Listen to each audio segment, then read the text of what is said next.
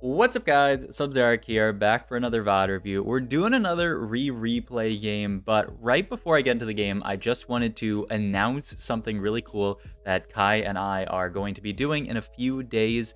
This is the first ever TFT Sub Wars that Kai and I are doing.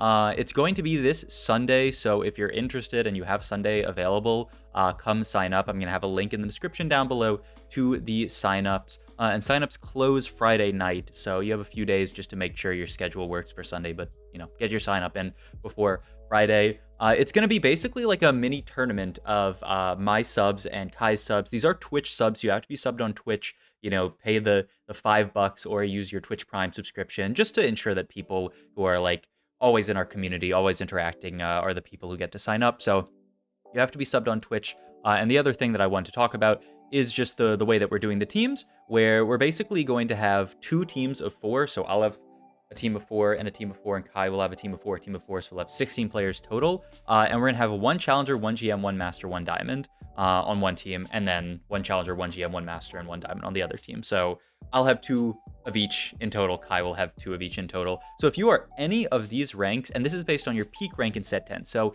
if it's really only relevant for like challenger and grandmaster because you can't demote out of master and diamond. But if like you hit GM and now you're like diamond, feel free to sign up as GM. If you hit challenger and now you're GM, feel free to sign up as challenger. But yeah, it should be really, really fun. We're doing prizing. The winning team, which is gonna be the winning 4, are getting $25 in RP. So if you're interested, please sign up. I'm really, really hyped to do this kind of thing. Kai and I already have so much interaction with our content. I feel like it'd just be a really, really fun thing for both of our communities. Kai and I are funding this out of our own pockets. It's not like we're really making money off of it because the number of subs to sign up is not equal to how much we're giving out. We're giving out more than, like the amount of subs that we could get. It's really just a fun thing for both of our communities. So please sign up if you're interested. Oh, the other thing is we're going to be heavily encouraging people use their mics during the tournament so that they can coordinate with their teammates. So not to say if you don't have a mic or you're not comfortable talking on Discord with your teammates, there's 0 chance that you get in, but we will definitely be prioing people who like have microphones so that they can say like, oh, deny this thing off carousel to deny it from the other team. I think it'll be a really, really fun event and a really, really cool way to play TFT when you're playing in these like 4v4 teams with people of different ranks against the people on Kai's team. And he'll play against the people on my team. It should be super, super dope. So please sign up if you are interested. Also, just to say, only sign up if you are like definitely confirmed that you can play. Because like if you sign up and then you say like the day before, oh, sorry, I can't make it, then we have to like find other people to fill, and it's really annoying. So please only sign up if you 100% can play this Sunday. I have the time in that Google Doc, which I will post there, but it was noon Eastern time. Is when we're going to be running it, and it's 6 games, so allocate about 6 hours. So about noon Eastern to about 6 p.m. Eastern. We did that so that people who are in earlier time zones could probably, like make it, like if you're in Pacific time, that's like 9 to 3, which is, doable. And, Sunday's a day when most people can get up and play some TFT. So yeah, really, really hyped to do this, and so please sign up if you're at all interested. In any case, we're watching some replay. Slam Morello, which I think is just a fantastic slam in spots like these. He has a pretty strong disco opener here. And he's playing around this Taric, but also this Senna here. He actually typed in chat what he was playing right here, but I can't actually see what he said because of the overlay that's up over. You guys can't even see it because my head's over it, but also his overlay is just covering it. But he typed something in chat. I'm not sure exactly what it was. It's a little bit of an awkward opener because we took Spoils of War, but our opener, I mean, it's fine. We do have the 2-star Jinx, but like we don't have like this fully upgraded board, or we don't have like anything really, really broken to play around. So it's a little bit of a sketch opener here. And Replay is actually going to make the call here. He really wants to be able to make 10 gold. So he's going to get the Bard in here, get the Guardian in here. Bard, a fantastic early game unit, so we can item hold him, surely. And we'll be pretty happy about, what our board looks like now, and having the Guardian in is really nice. But it is going to be hard to get through really, really tanky units like this Olaf, especially when they have scrappy inventions. Oh, FYI for other people as well, if you're not aware, they did actually bug fix scrappy inventions today and put out a hotfix nerf to a few like small comps and units and stuff, like tiny nerf to Zed, tiny nerf to like Ribbon. So that's on Mortdog's Twitter. I put the info in my Discord. But yeah, just another FYI, I guess, for you guys. Picks up the cloak here. I would imagine just to go for a gargoyle. He really wants to be as strong as possible in this position because of this augment that we took. This is a fantastic shop, though. Nami 2 plus Olaf 2. We can just play the Olaf. It is only an Olaf 2, but it's not, the end of the world. I mean, Olaf 2 is Olaf 2, and then eventually once we find Gragas, then we'll really be going crazy. And I have to imagine we're going to slam this gargoyle if the fight ends up being close. And wow, yeah, wow, this is so smart. I mean, we're not going to win this fight, right? I mean, it's way too difficult to kill this Senna. I mean, I guess they didn't have the Titans on the board, so, like, I don't know. But it's impossible to beat this Senna 2 with all these insane items. But he moves this Taric up because he knows that if he fights this Senna board and our board gets clumped up together, his entire board is just going to get destroyed. Ooh, that is a Zed, which is not a bad unit by any means. This also allows us to make 20 gold without farming anything. I mean, this makes us want to play 80 flex, right? We definitely could have thought about disco in this position. If we naturaled something like what is the name of the disco unit? Twisted Fate. Then like it would be fine. But us picking up the Zed, I feel like we have to play disco from this. But also, we're fighting another strong board. This is a pretty bad opener by all means. A 4 loss with Spoils of War. It's definitely not how you want to start off the game. So it'll be interesting to see how Dish Soap plays this out and gets back into the game. So yeah.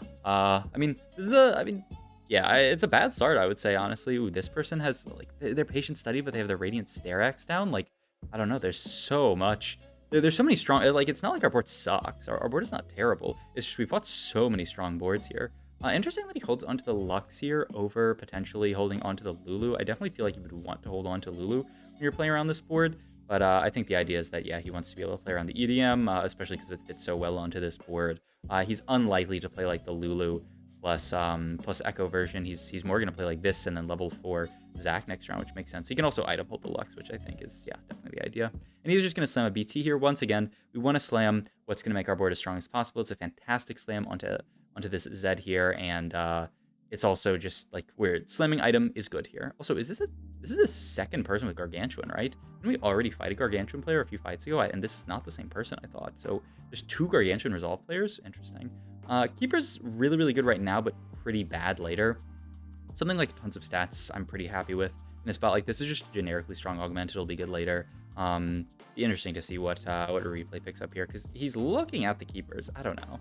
Yeah, I can't imagine. Yeah, I feel like this has to be the pickup. And he can just level for Zac here. Now he gets the 3 EDM in, and also Zac, just a really, really strong unit. Also has a Gragas that he can get in here, which makes the board even stronger. So yeah, I mean, the board has come together in many ways. It's just that, like, we're fighting so many strong boards that, I mean, it's kind of shocking that this board is 73 HP when you look at how strong Replay is, honestly. But at least now we'll be able to get back into the game. He's probably going to hold on to set pair here, I would think. Yeah. And we can transition pretty well into the sort of standard AD flex type board, because we already have the Zed, we already have the Zac, we already have this set pair on bench as well. So it'll be relatively easy to actually get to a pretty strong AD flex board. We just need to find a takeable headliner, and the other question is just how many people are playing this board. Smart replay, he's faking that he might swap to the other side. You don't want to just always say that, okay, I'm just going to default this side and let people know exactly where I'm going to be. You want to make it a little bit tricky, even if you're not even going to actually make that swap. And yeah, look at the damages. Wow, this is actually giving me a 1-5 with the Lux damage plus the Zed dealing 4k. My god, the Zed unit is just unreasonable. We already have the Morellos, so the bow is a little bit awkward. Like, you would normally want to pick up something like a red buff. Yeah, it's probably going to end up being just something like a GS. And was that also on a set? I think it was, right? So this is set 2 plus Giant Slayer, which is fantastic. And we'll see if he ends up actually building the Giant Slayer here. He could level here. It's pretty pricey. Set 2 is a huge upgrade, and if you farm a bit of gold, you can... it's okay. He is going to go for the level here, because the other main concern is that, like, it's really hard to actually hold on to this Zac, right? You're only going to make 20 gold. If this is a strong board, yeah, I would certainly think about making the GS, and yeah, he does make the GS. GS, I feel like, has just gone up so high in priority recently, and I'm not actually 100% sure why, but people just love GS now. It's not like there's any, like, crazy reroll comps in the meta. I mean, oh, wow, wait, he made 4 gold? He got the triple gold cash out there, so he actually got to make 30. That's actually so huge for him, making 30 gold there, because now he gets to make 40 gold. Wow. I mean, that is insane for replay. Like, this stage 3 has absolutely turned his game around, and I mean, it's just slamming good items, playing around really, really strong units, playing his strongest board expertly.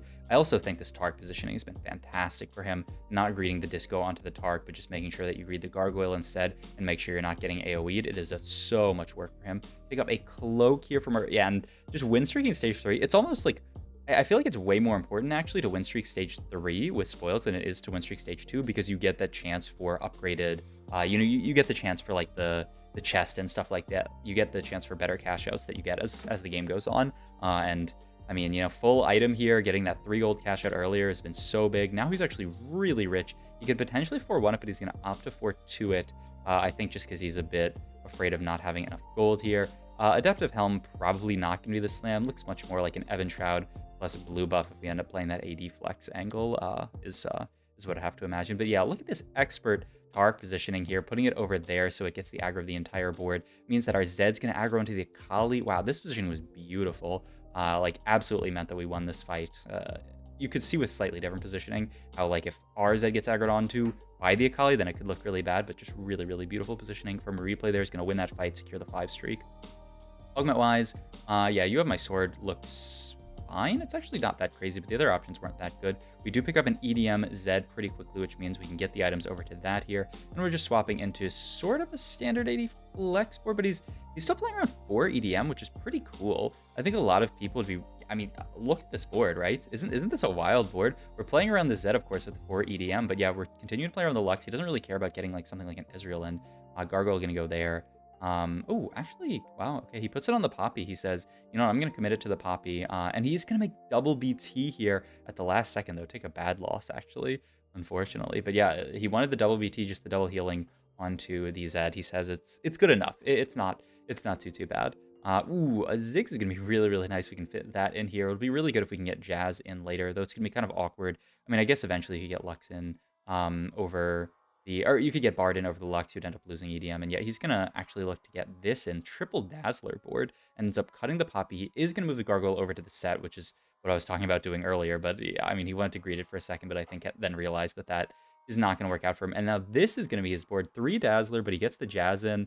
And getting the Ziggs in with these items is really, really nice. Moving the items over to Ziggs was really smart. And yeah, like, I feel like this is a beautiful example of not overrolling in TFT, where he said, you know what, I pick up the Zed, my board's actually strong enough to just chill on this board. Adaptive Helm maybe here? He's like at the Rod is Chain. What's Chain for? Huh. I don't know. I was thinking just Ziggs item here, and you just play around the Ziggs the entire game, but he's looked at Chain here. I guess, yeah, he's just gonna make Protector's Vow. Wow. He just wants frontline more than he wants like an actual item onto Ziggs here. And yeah, this is just going to be his board. Such a cool little like flex board here, because I think a lot of people, like I was going to say, would get baited into rolling here. They'd say, oh, I need Ezreal really badly to hold on to this Morello's. You know, I need to just play the default board. But like that VOD review from Robin that we watched the other day, like replay here just plays around the units that he hits, and my god, like he's going to win this fight against this Gnar. Going to pick up, ooh, look at that. That's I mean, we don't want the Sona, of course, but yeah, this is a Yo Rick, which can actually, yeah, potentially fit onto the board, but yeah, he doesn't want to fit it right now, but it can definitely fit it later on level up. And we're just cruising to 9 with 58 HP, and this was after a pretty disastrous stage 2, but just having a good stage 3, getting to play around the Zed, and then playing this board, I think was so smart. We're fighting, I mean, it's kind of like a Jax. I don't know what Philip is playing in this position. They're item holding Jax for now. I guess going fast 8 and trying to play into something, but they're not even holding a lot of stuff. It almost looks like a submit to the pit game, but they don't have submit to the pit. So interesting to see what Philip's board ends up being. He actually has like Cassante in the team builder, which I don't know if he's going to try to get into the Heartsteel later, but it is certainly something that you could think about. But Cassante tends to be like a lower priority unit for this, and yeah, he ends up just selling it. He's like, yeah, I don't really care about this. Picking up some items here. Bow could be like another GS for the Ziggs. Could be... What else? You could also just finish your tank items out, go for like a second guard, or like Steadfast Heart, I guess it would be. Looks like he's gonna go for Edge of Night actually for the York, just to ensure that it actually like stays alive during a cast here. It's interesting, his item priority on Ziggs. He really doesn't care about getting any extra items on Ziggs, because normally once you have like one carry, you want to start like going up the staircase of like 2 item, 3 item on the carry. But he doesn't really, like, he just says Morello Ziggs, that's enough. He's not really my primary carry. I'm going to duo carry Zed and like another unit. And Ziggs is just going to kind of be on here to apply Morellos. We end up finally picking up the Ezreal here, so now we're starting to get a bit more into that sort of like standard board. He actually isn't even very interested in the Kayn pair. He says, you know what, like, I'm not going to end up playing around Kayn here. Like, I don't really have Kayn items, which is pretty smart to just immediately in his head reject the idea of playing around Kayn. And he also doesn't really care about this Caitlyn either, just because, once again, yeah, we don't really have Caitlyn items. The only units we have items for are the Zed, who's going to stay on our board the entire time, and then potentially this Yorick later. And oh my god, the Gargantuan Resolve Yone with I mean, triple combat augments is not bad at all. We continue to roll here, just try to pick up some upgrades on this board. Yeah, at this point, we're going to have to say goodbye to the Poppy and make these 2 upgrades. And yeah, we're playing... We ended up getting into, like, I would say, a much more standard version of the board, but the way that we got here, I think, was really, really cool. I'm really a fan of how Replay played this. Philip still losing here. Like, does he... It almost looks like he has... Like, but I mean, he just decided to play Jax plus... he decided to play Jax plus... plus... Urgot reroll. Oh my god, I need to do my daily memory exercises on my Nintendo DS game or something. But yeah, he's just playing like Jax plus Urgot reroll. Very strange. I mean, ideally we pick up a Yorick here, but there's no Yorick on Carousel. We could pick up a Yorick item here, which would be BT, Gunblade, Starax. Yeah, Starax is fantastic, and it's on a 5 cost. Yeah, really, really nice. The only downside is we don't actually have any healing on him, but I mean, he should be able to survive with this build here. And there's Yorick too on 9, which is absolutely huge. There's a Lowy in shop, but it's a little bit awkward to fit. He is just going to play it here and then move items over to the Zac. So he's going to sack Mosher, right? He has no Mosher now or his